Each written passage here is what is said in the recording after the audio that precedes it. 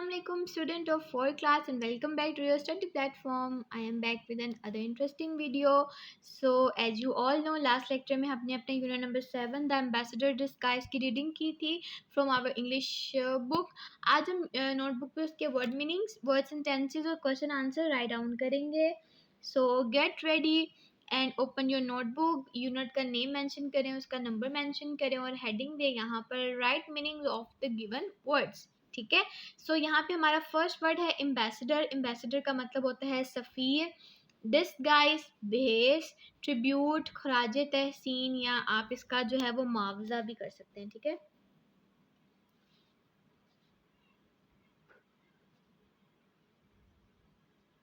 ठीक हो गया.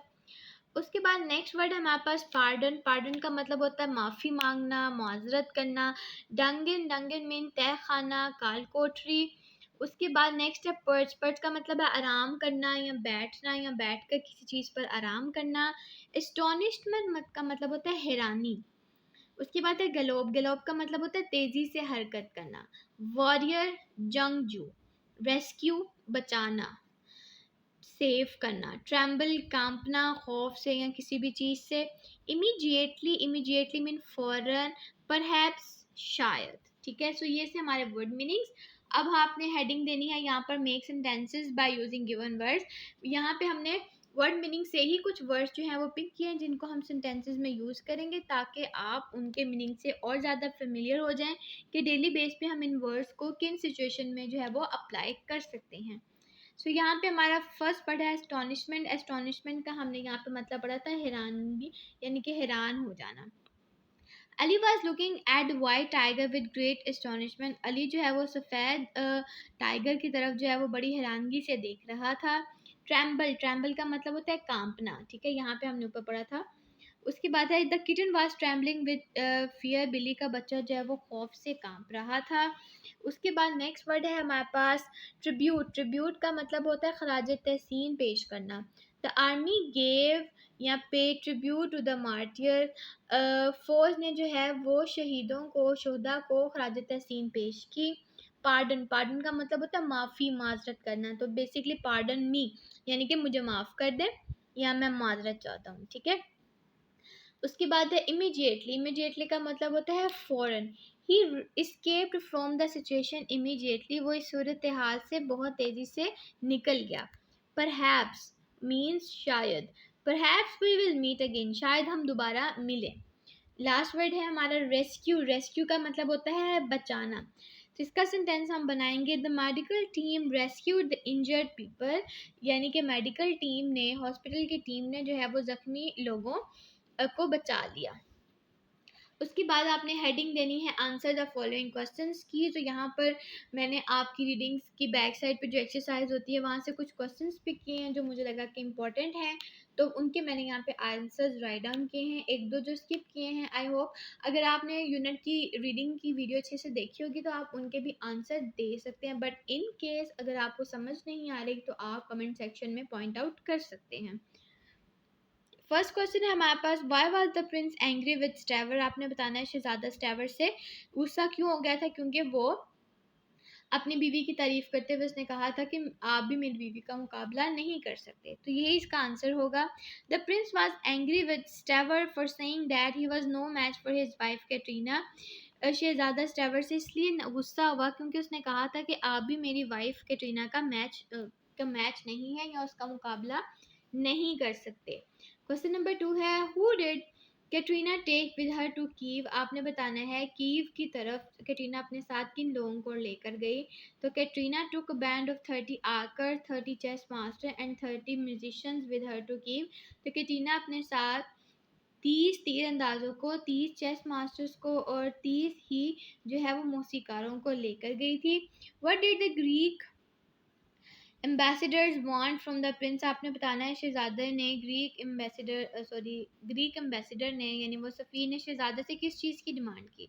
उसने यही डिमांड की कि अगर आप जो है मुआवजा नहीं दे सकते तो अपनी भांजी की शादी मुझसे करा दें. तो यही इसका आंसर होगा. The Greek ambassador wanted the prince to pay tribute feeling which he was to agree to let the ambassador marry his niece Zababa.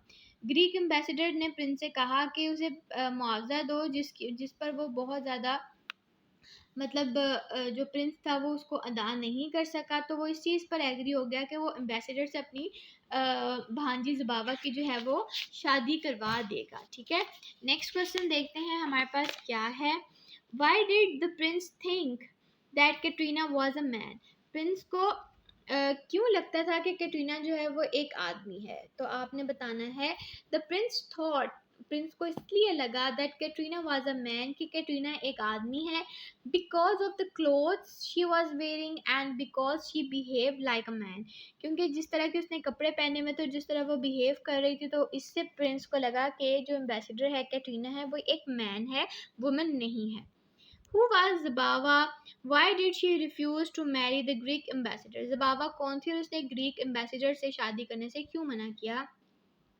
तो इसका आंसर है Zabava was the niece of prince Vladimir. Zabava जो है वो शहजादे Vladimir की भांजी थी।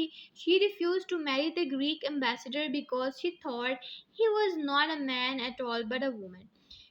ज़बावा ने उसे शादी करने से इनकार इसलिए किया क्योंकि उसे पता चल गया था, या उसने ये सोचा कि ये जो एम्बेसडर है ये एक आदमी नहीं है बल्कि एक औरत है। सो क्वेश्चन नंबर 6 है हमारे पास। How did Katerina get Staver out of the dungeon? आपने बताना है कैटरीना ने स्टेवर को जेल से, काल कोठरी से, तहखाने से किस तरह बाहर निकलवाया? बहुत ही इंटरेस्टिंग क्वेश्चन है और इसका आंसर भी बहुत इंटरेस्टिंग है। Katrina challenged prince to fight. Katrina ने सबसे पहले शहजादे को चैलेंज किया, क्या तुम मेरे साथ फाइट करो। The prince was frighten to fight, और शहजादा जो है वो पहले ही बहुत ज़्यादा खौफजदा था, तो वो भी अब बहुत डर गया इस फाइट से। Then Katrina asked for a brave warrior to fight. पे कैटरीना ने कहा कि किसी बहादुर जंगजू को लेकर आ जो मेरे साथ फाइट कर सके। द प्रिंस रिमेंबर्ड, तो प्रिंस को याद आया स्ट्रेवर के बारे में, and had him brought out of the dungeon, तो प्रिंस ने उसको कालकोठी से बाहर निकलवाया। In this way the Katerina डॉग in this way Katerina got Staver out of the dungeon. इस तरीके से कैटरीना ने जो है वो स्ट्रेवर को उस डंगन से, कैद से, कालकोठी से आज़ाद करवाया। So here we have written the word meanings, word sentences, and question answers of our unit number 3। I hope आपको इस एक्सरसाइज की अच्छे से समझ आ गई होगी। इसके अलावा कोई भी आपके माइंड में पॉइंट आ रहा है, कोई क्वेश्चन आ रहा है, कुछ समझ नहीं आई, सो आप कमेंट सेक्शन में मुझसे पूछ सकते हैं। इंशाल्लाह मैं पूरी कोशिश करूँगी कि आपकी हेल्प कर सकूँ। नेक्स्ट वीडियो में हम नेक्स्ट काम करेंगे, तब तक अपना बहुत ख्याल रखिएगा।